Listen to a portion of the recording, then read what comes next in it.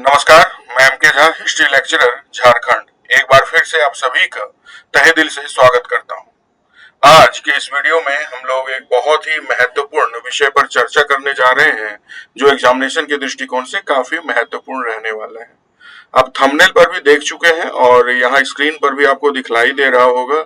अशोक के अभिलेख को आज हम लोग डिकोड करने का प्रयास करेंगे। बेसिकली अशोक के अभिलेखों में जो भी महत्वपूर्ण तथ्य एग्जामिनेशन में पूछे जाते हैं इस टॉपिक से, उसको हम यहाँ पे आपको बतलाने और समझाने का प्रयास करेंगे।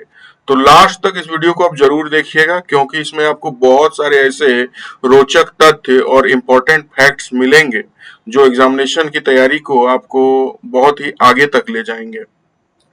अगर वीडियो आपको पसंद आए तो चैनल को आप जरूर सब्सक्राइब कर लीजिएगा। साथ ही साथ वीडियो को लाइक भी करिएगा और अपने दोस्तों के साथ शेयर करना बिल्कुल भी नहीं भूलिएगा। तो चलिए शुरू करते हैं इस टॉपिक को और बहुत सारे महत्वपूर्ण फैक्ट एंड फिगर आप लोगों के साथ साझा करते हैं। जैसा आप स्क्रीन पर देख पा रहे हैं, अशोक भारत का पहला राजा था जिसने अभिलेखों के माध्यम से अपनी प्रजा को संबोधित किया था। This is a very very important fact. हालांकि अभिलेख इससे पहले के भी कुछ हम लोगों को मिले हैं, खास करके सहगोरा, महास्थान, ये कुछ महत्वपूर्ण ऐसे अभिलेख हैं जो अशोक से पूर्व भी उपस्थित थे, लेकिन किसी भी अभिलेख में सीधा अपनी प्रजा को संबोधित करते हुए अभिलेख लिखने की परंपरा अगर भारत में किसी ने शुरू की तो वो सम्राट अशोक के द्वारा ही किया गया था। अगले फैक्ट की ओर चलते हैं। अगला क्या कह रहा है कि अशोक से पूर्व के भारत में पिपरहुआ या मंजूषा अभिलेख बहुत इंपॉर्टेंट है, याद रखिएगा। इसके अलावा सहगौरा और महास्थान अभिलेख जैसे अभिलेख मौजूद थे। तो ये भी अपने आप में बहुत ही ज्यादा महत्वपूर्ण है और इसको भी आप जरूर याद रखिएगा। तो इस तरह से कुछ अभिलेख हम लोगों को ऑलरेडी दिखलाई देते हैं सम्राट अशोक से पहले, जैसे कि पिपरहुआ मंजूषा अभिलेख। इसके अलावा अगर बात करें सहगौरा और महास्थान अभिलेख। अगले फैक्ट की ओर चलते हैं। अगला फैक्ट है कि अभिलेख जारी करने का जो नियमित और राजकीय परंपरा है वो अशोक ने ही शुरू की। भारत में रेगुलर रूप से अगर किसी शासक ने अभिलेख शुरू किया, अभिलेख लिखने की परंपरा को शुरू किया, तो वो सम्राट अशोक ही थे। उन्होंने समय समय पर अपनी जनता को संबोधित करते हुए अभिलेख जारी किए थे। तो ये परंपरा शुरू करने का श्रेय सम्राट अशोक को ही जाता है। अगले फैक्ट की ओर चलते हैं। अगला जो इंपॉर्टेंट फैक्ट है कि अभिलेख उत्कीर्ण करवाने की प्रेरणा अशोक को हखामनी शासक डेरियस या दारा प्रथम के अभिलेखों से मिली है। ये बहुत इंपॉर्टेंट फैक्ट है, कई एग्जामिनेशन में भी पूछे जा चुके हैं कि सम्राट अशोक को जो अभिलेख उत्कीर्ण करवाने की परंपरा है वो कहाँ से मिले थे। तो वो ईरान के जो हखमनी शासक थे, है ना, जिसका नाम था डेरियस या दारा प्रथम, इनके अभिलेखों से ही प्रेरणा लेकर सम्राट अशोक ने भारत में मगध साम्राज्य के अंतर्गत अभिलेख लिखने की शुरुआत कराई थी। अगले फैक्ट की ओर चलते हैं। अगला क्या कह रहा है कि अशोक के अभिलेखों की सर्वप्रथम खोज, है ना, अशोक के अभिलेखों को सर्वप्रथम जिस व्यक्ति ने खोजा था उसका नाम था टी पैंथलर। ये बहुत इंपॉर्टेंट फैक्ट है कि अशोक के अभिलेख को सबसे पहले किसके द्वारा खोजा गया, तो टी पैंथलर के द्वारा खोजा गया। कब? 1750 ईस्वी में। कहाँ पे खोजा गया था? तो दिल्ली मेरठ में के स्तंभ को उन्होंने खोजा था। बेसिकली ये जो स्तंभ था ये मेरठ में स्थित था।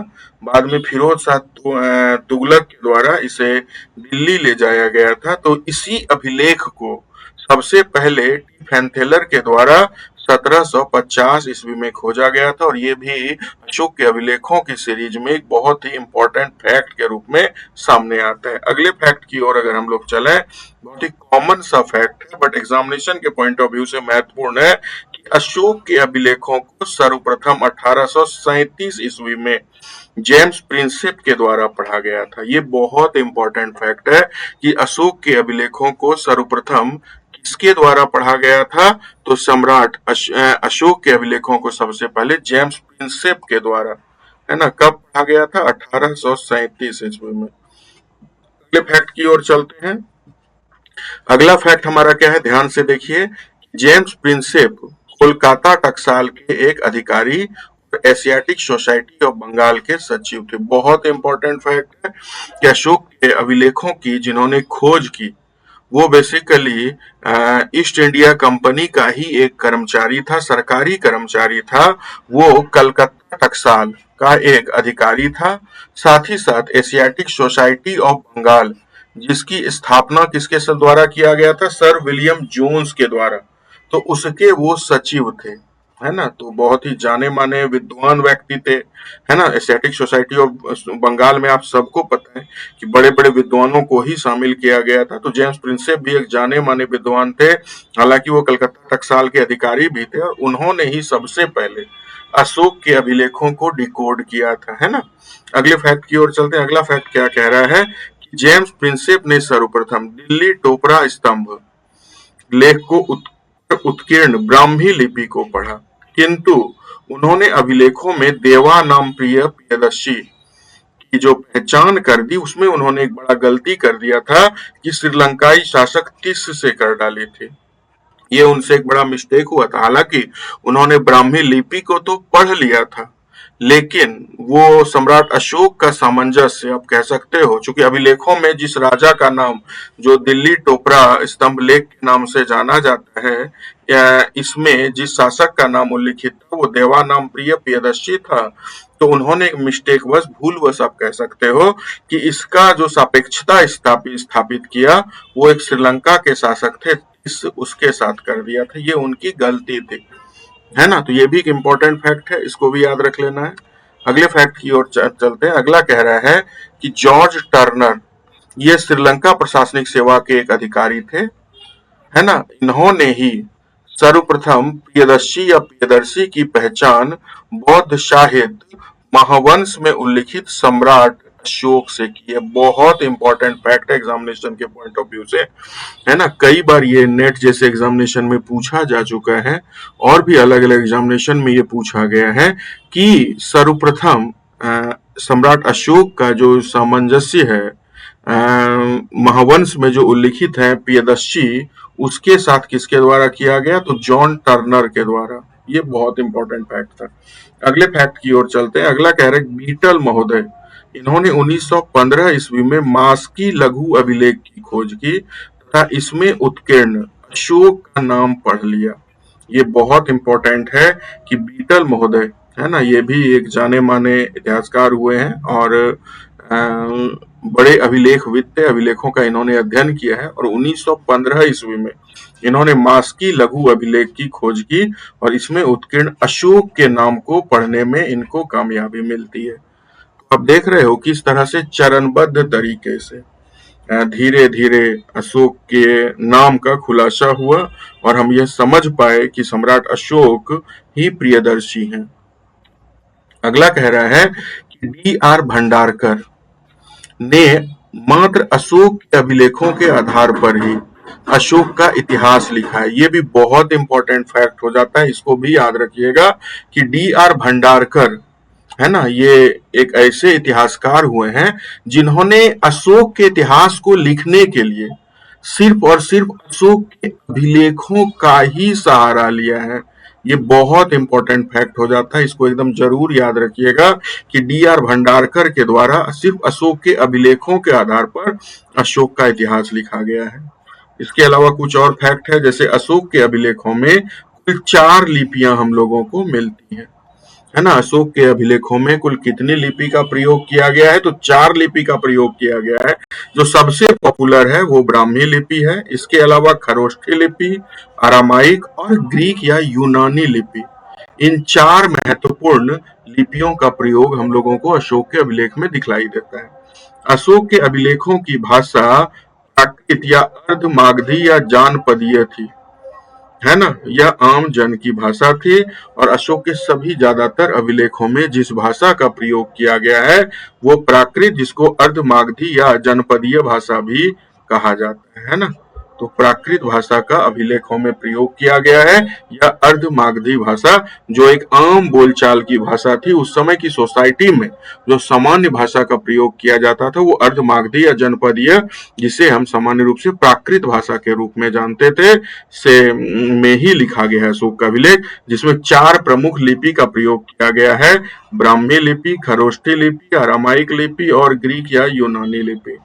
अगले फैक्ट की ओर चलते हैं। अगला इंपॉर्टेंट फैक्ट है कि खरोष्ठी लिपि का प्रयोग मानसेहरा तथा शहबाजगढ़ी से प्राप्त शिलालेख में प्राप्त होता है। ये भी बहुत इंपॉर्टेंट फैक्ट है कि खरोष्ठी लिपि का जो सबसे पहला प्रयोग हुआ है वो कहाँ हुआ है? मानसेहरा अभिलेख में।